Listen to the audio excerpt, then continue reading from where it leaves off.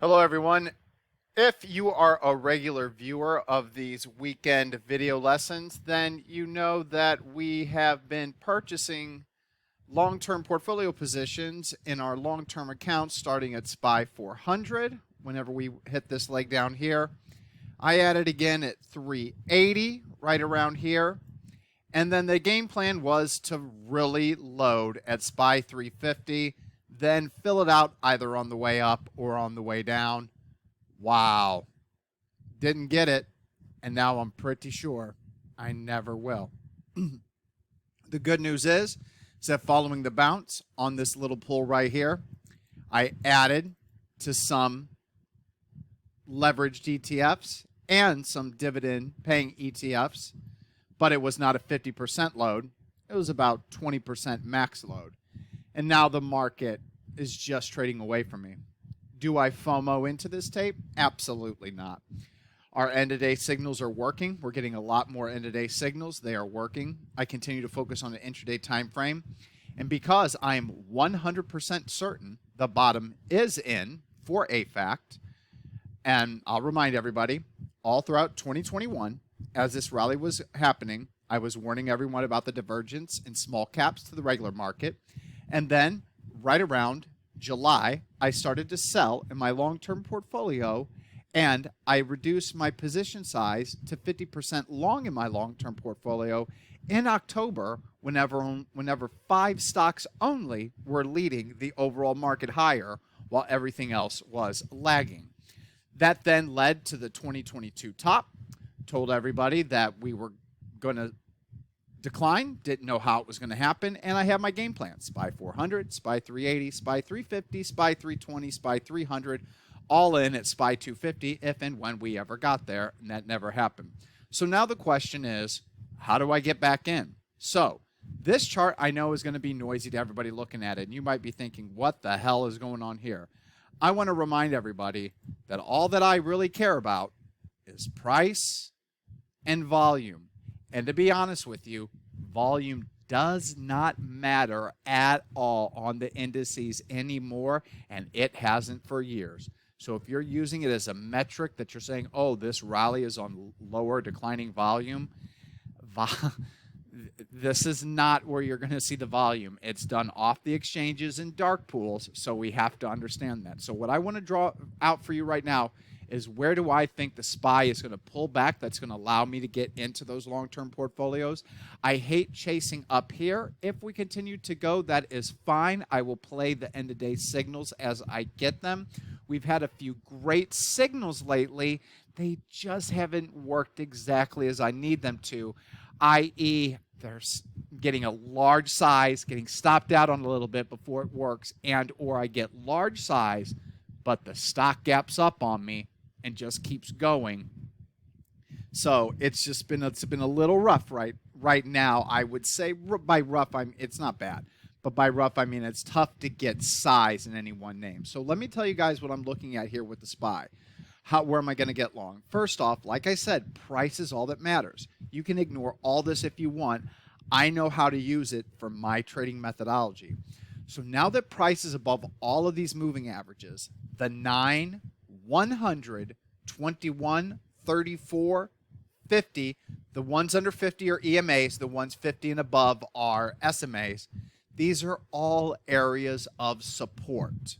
On top of that, previous resistance key levels, like 400, is a level of support now. Also, key levels of support can also be support. But what are the odds we're going to pull back to 370 or 360? Am I going to get what I want for my long-term portfolio? I also want to make mention that quarterly portfolios get back to work next week. That being said, because we're so extended in the market, I'm going to look for tactical entries. If I don't get them in these quarterly portfolio names, so be it. It'll be available for all members that are at least on the quarterly or annual plans. And in quarter 4, that's when November, I plan on just buying them, holding them for 90 days. 10 stocks, 10% of the quarterly portfolios hold for 90 days. So that's the plan there. So moving forward now, what am I looking for? So the SPY, I know that I have resistance here at the 200 SMA. I also know that previous support should act as resistance. This was previous support here. That's right below the 200 SMA. So we could draw a line here. And I'm going to be honest, guys, these are always acting as zones. Oh, boy. Okay, having a little bit of issues with my laptop that I'm making this video on, I guess. But as you can see here, price cuts through this level a lot. So this is a good zone for me. I then also want to draw a downtrend line connecting these two key high levels, the all-time high and the recent high off that March bounce. As you can see, that's lining up with that resistance zone with the 200 SMA. We call that confluence. So odds are pretty good, especially as we head into options expiration week with all of these call options, premiums in the money, that the market makers will try to make the market decline. Where may we find some support? Well, here's another thing I do also resistance-wise.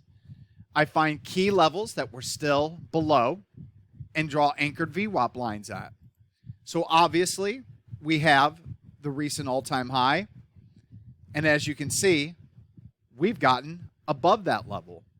Pretty impressive. Then we have this recent high level for the anchored VWAP. See if I can actually draw it. There we go. We are above that level.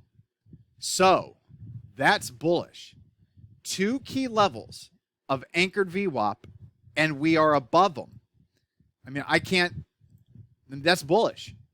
The two anchored VWAP levels, the two most important highs that we have on the SPY, we're above it. That's bullish. So the other thing I want to do, since we have from the lows, like I said, this is going to get messy. To me, I can see this all. I can see this all clearly. Got an anchored VWAP from this low, and then I would say draw one from this low. Remember, we're looking for confluence areas. We've got confluence areas up around SPY 430. We're starting to get a lot of lines intersect around SPY 400. Let's just keep getting crazy, why don't we? Now let's do a Fibonacci retracement level from the recent lows to the current highs. We do that. Once again, we can see that we have a lot happening right around this 400 level. I know this is getting a bit confusing. Just trust me. They're guideposts. They're not set in stone levels. They're just guideposts. Now I want to do a reverse Fibonacci retracement from the highs, connecting to the lows. I think that'll be close enough. That'll be close enough. And let's see what we got here. Once again, around that 400 level, we've got all of these lines. So when you look at all of these Fibonacci, reverse Fibonacci, current Fibonacci, anchored VWAP, moving average levels, key support resistance lines, we can start drawing these out here, guys. So we had that one that cut through here. We have one that's cutting through this price action right here. That line's right around 410. We can draw support and resistance line around this level since we have a lot of cutting through this level. And I want you to notice something. All of these lines, they move up. They line up with other support levels on the way down. So we have all of this lining up on the way down. You can plan on having SPY find support at any of these Fibonacci retracement levels, any of these moving average levels, any of these support resistance zones, any of these anchored VWAP levels. I don't even know what I've said anymore. But I want you to notice something. Once we get to SPY 385, there is nothing below it until this support level or this support level, the ultimate lows. So what this tells me is, worst case scenario, this is the max I expect the SPY to ever pull back. I don't think we're ever going to see SPY 350 again, SPY 360, SPY 370, or SPY 380. I believe that we've resumed the secular bull market. This was just a cyclical bear market. Chaikin money flow is green. MACD is green. TSV is green. Are we out of the woods yet? No. I've drawn all those resistance lines, the two, especially at 430. And then if we look at the higher time frames monthly, I'm still bearish on my MACD monthly and bearish on my TSV green. So just to let you guys know, the times that I've done the best in my personal portfolio on the end-of-day swing side, every time that it's happened, first off, the VIX is usually under 20. The IWM is leading, which it currently is. I posted ratio charts in previous video lessons for members of Big Wave Trading and on in the chat room. All you got to do is put up a ratio chart of IWM versus SPY. Check out whenever the IWM was breaking out to new highs in 2021. It was not being confirmed by the ratio charts, and then hence we rolled over. But I just basically just want to show you is that the best times in my career come when the TSV is green. 2003 to 2005, no coincidence, really good times for me. 2006 into 2007, 2009 to 2011, 2013, 2017, late 2020. You think that's a coincidence? Trust me, it isn't. All right, everyone, we are done with our SPY overall market analysis. Before I move on, I also want to remind everybody something I forgot to point out in that video lesson. Sharpies, commercial hedgers are all in the futures market, and retail riffraff continue to short. When the market rallies, usually the Sharpies have been getting long off the lows, and retail keeps shorting at the lows. And as the market bounces, Sharpies sell their positions and retail covers their shorts. That's not happening this time around. The Sharpies are actually increasing their long position, and retail is getting more short. So just wanted to add that commentary to what we just went over with the SPY, which also is another reason why I don't think we're ever going to see SPY 380, much less SPY 350 ever again. So moving on from that, last weekend I gave you guys a long idea in CEIX. I told you all that as soon as it traded over 63 at 63.01, my good to cancel buy stop and limit order at 63.01 would trigger and fill. That indeed happened with CEIX, and this week it was a good one. Now, offhand, I forgot how much the market was up, but I'm pretty sure for the week it was not up 12%. For all of you that took this trade idea, congratulations. However, I'm not sure all of you know how you should be playing the way that I trade. I don't play. This is serious for me. But anyway, it was pocket, pivot point signals back to back, hence that tall blue spike, above average volume, increase in green bop, already in a steady uptrend. Earnings winner, they beat on the bottom and top line, and I don't know if they raise guidance or if analysts have been raising guidance, but somebody is out there. It's worked out immediately.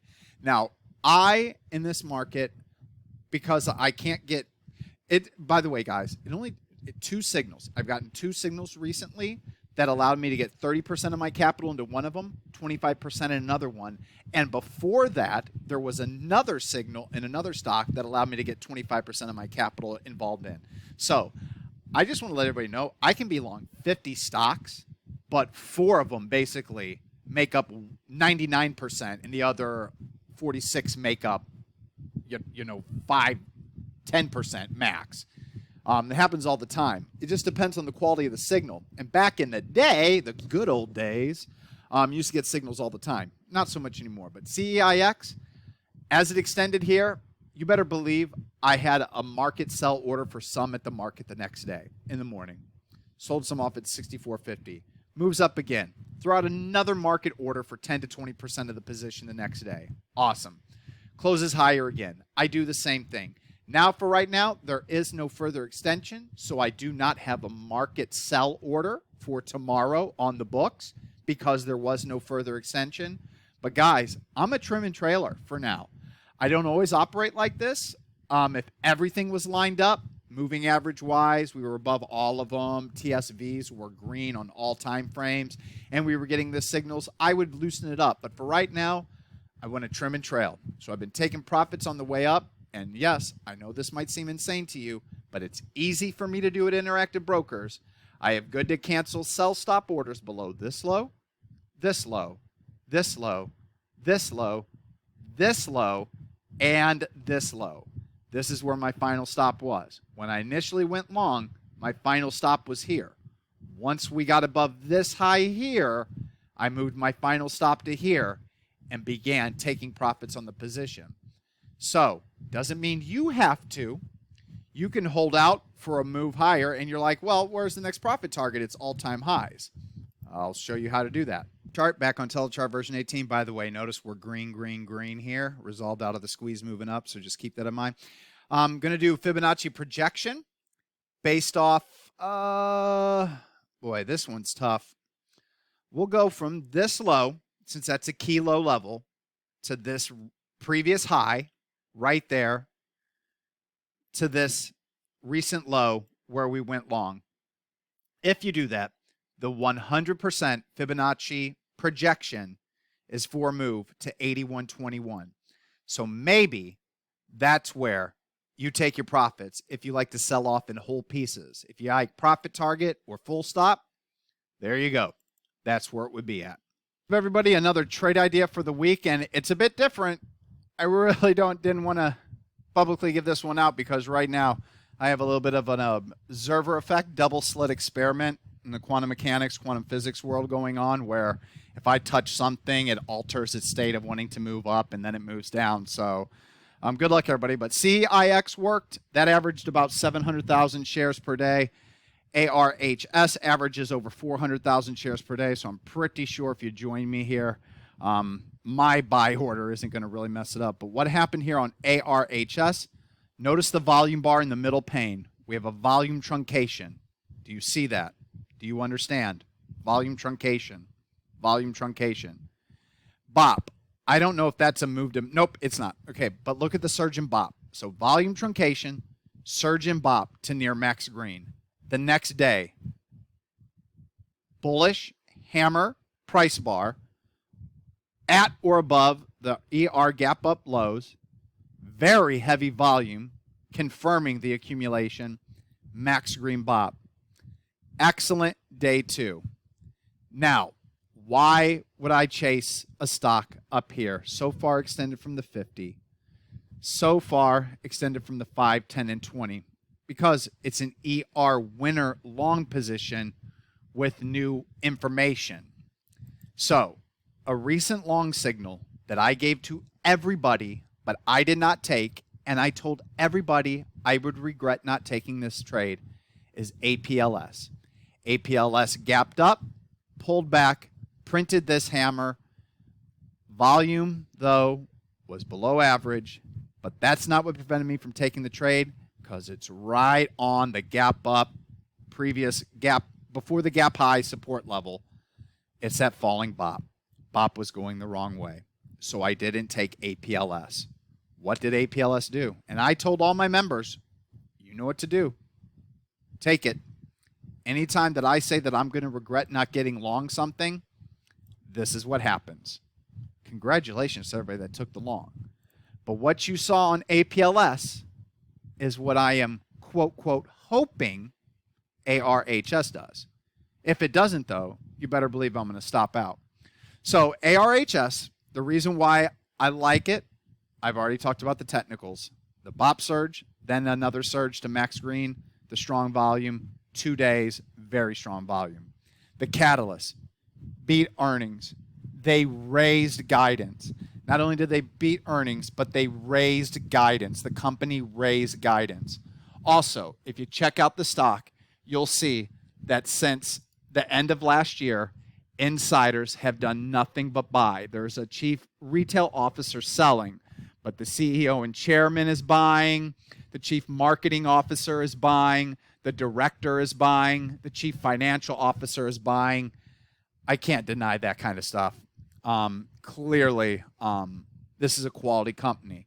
Now, the problem is I'm going to trade it aggressively. You can invest with it if you want. I'm not going to do that. It's a low-price stock. I'm looking to get long over 812. 813 will be my good to cancel by stop order. 813 will also be my good to cancel by stop limit order. If I get filled at 813, my stop on the position will be 751. This will allow me to get large size put into ARHS, and if it works out, the RR, if it can just get to even this March high, much less the early 2022 highs, is just too good to pass up. I'm willing to be wrong and lose here for a chance to make some pretty amazing gains in the stock if it works out like APLS. Now, the problem is, chances are you could get shaken out of ARHS using my stop before it works. In really bullish markets where I have a lot of confidence and conviction, I probably put half, I know I do actually, I don't probably, I put half of my stop at 751, and then my final stop would be 645. But in this tape, I'm going to try to get a big winner right away. We'll see what happens. 813 is my entry. My stop loss is below this level. We'll see if it can work like APLS.